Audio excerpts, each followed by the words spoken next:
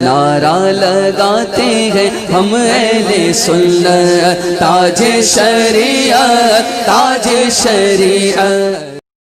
بسم اللہ الرحمن الرحیم۔ ایک لمبی حدیث کے کئی ٹکڑے اور حصے آپ حضرات کے سامنے پیش کیا جا چکا ہے، اسی کا آخری حصہ آج پیش کیا جاتا ہے۔ قال ثم انطلق فلبثت مليا ثم قال لي یا عمر اتدری من السائل۔ راوی حدیث حضرت عمر رضی اللہ تعالی عنہ نے فرمایا کہ پھر وہ یعنی سوال کرنے والے چلے گئے، فلبثت مليا تو میں تھوڑی دیر ٹھہرا، ثم قال لی یا عمر اتدری من السائل، پھر حضور صلی اللہ علیہ وسلم نے ارشاد فرمایا کہ اے عمر جانتے ہو کہ یہ سائل کون ہیں، سوال کرنے والے؟ قلت اللہ و رسولہ عالم، میں نے عرض کی کہ اللہ اور اس کے رسول زیادہ جانتے ہیں۔ قال فإنہ جبریل اتاکم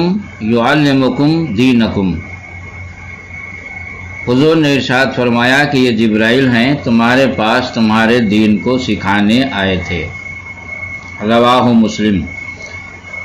اس حدیث کو امام مسلم نے روایت کیا۔ ورواہ ابو ہریرہ مع اختلاف، اور حضرت ابو ہریرہ رضی اللہ تعالیٰ عنہ نے یعنی یہ حدیث شریف جو آپ نے سماعت کی، اس کو حضرت عمر نے روایت کیا تھا اور حضرت ابو ہریرہ نے بھی روایت کیا ہے، مگر الفاظ میں کچھ فرق ہے، مفہوم ایک ہے اور کچھ الفاظ کا اضافہ بھی ہے۔ حضرت ابو ہریرہ نے تھوڑے سے اختلاف کے ساتھ روایت کیا وفیہ، اور حضرت ابو ہریرہ کے الفاظ اس طرح ہیں، وَإِذَا رَأَيْتَ الْحُفَاةَ الْعُرَاةَ ثُمَّ الْبُكْمَ مُلُوكَ الْأَرْضِ، اور جب تم ننگے پاؤں ننگے بدن والے بہروں گونگوں کو زمین کا بادشاہ دیکھو، یعنی جب تم دیکھو کہ ننگے پاؤں ننگے بدن والے بہروں گونگوں، یعنی جو آج حضور کے زمانے میں ننگے بدن رہتے تھے اور بہرے گونگے تھے، وہ زمین کے بادشاہ بن جائیں گے، یہ قیامت کی نشانیاں ہیں۔ جب ایسا ہو جائے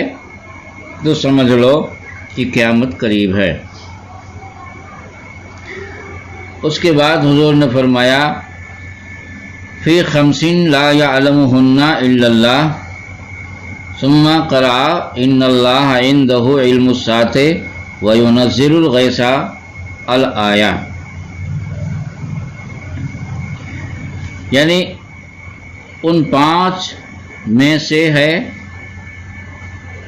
قیامت کا علم ان 5 میں سے ہے جنہیں خدا کے سوا کوئی نہیں جانتا۔ پھر یہ آیت تلاوت کی کہ قیامت کا علم اللہ ہی کو ہے، وہی مہ برساتا ہے۔ متفق علیہ، یعنی امام مسلم و بخاری دونوں نے اس روایت کو بیان کیا۔ اب حدیث شریف کی شرح ملاحظہ فرمائیں کہ حدیث شریف میں جب حضور صلی اللہ علیہ وسلم نے حضرت عمر سے پوچھا کہ یا عمرو تدری من السائل، اے عمر جانتے ہو یہ کون ہیں، تو حضرت عمر نے عرض کی اللہ اور رسول بہتر جانتے ہیں۔ حدیث شریف کے اس حصے سے معلوم ہوا کہ یہ صحابہ کا ادب ہے کہ اللہ رسول کے سپرد کرتے ہیں، اور حضرت عمر رضی اللہ تعالیٰ عنہ کے اس ادب اور اس جملے سے 2 مسئلے معلوم ہوئے۔ ایک یہ کہ حضور کا ذکر اللہ کے ساتھ ملا کر کرنا شرک نہیں، جیسا کہ موجودہ زمانے کے بعض بدعقیدے کہتے ہیں جہاں اللہ تعالیٰ کے نام کے ساتھ حضور کا نام ملاؤ بس فوراً شرک کی چرخی چلنے لگتی ہے، اور شرک و بدعت کا فتویٰ لگانے لگتے ہیں کہ اللہ کے برابر آپ نے حضور کا نام پیش کر دیا، حالانکہ یہ ظالم خود پانچوں وقت اللہ کے نام کے ساتھ حضور کا نام اذان میں پکارتے ہیں۔ اور حضرت عمر نے اللہ و رسول عالم، بلکہ صحابہ کی عام عادت تھی کہ جو بات معلوم نہ ہوتی اللہ و رسول عالم، اللہ و رسول دونوں کی طرف سپرد کرتے، بلکہ سنت صحابہ ہے، یہ شرک نہیں۔ یہ کہہ سکتے ہیں کہ اللہ رسول جانیں، اللہ رسول فضل کریں، اللہ رسول رحم فرمائیں، اللہ رسول بھلا کرے۔ دوسرا مسئلہ یہ معلوم ہوا کہ حضور کو خبر تھی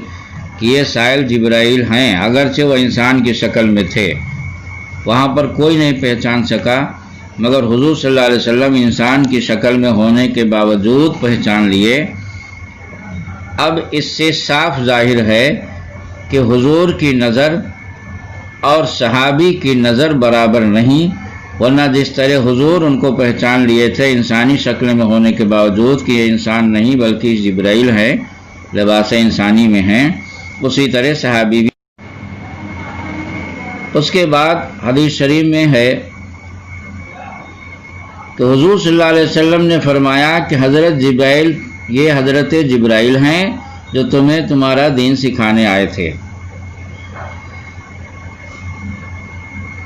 کہ لوگوں کے لیے قابل قبول ہو، اور لوگ جب اس پر عمل کریں تو جبرائیل کی اطاعت نہیں بلکہ حضور کی اطاعت ہو۔ جبرائیل یہ عبرانی زبان کا لفظ ہے، جبر کے معنی ہیں عبد کے، اور ایل عبرانی زبان میں اللہ نے فرمایا، جس کا مطلب یہ ہے کہ یہ 5 چیزیں رب تعالیٰ کے سوا کوئی نہیں جانتا،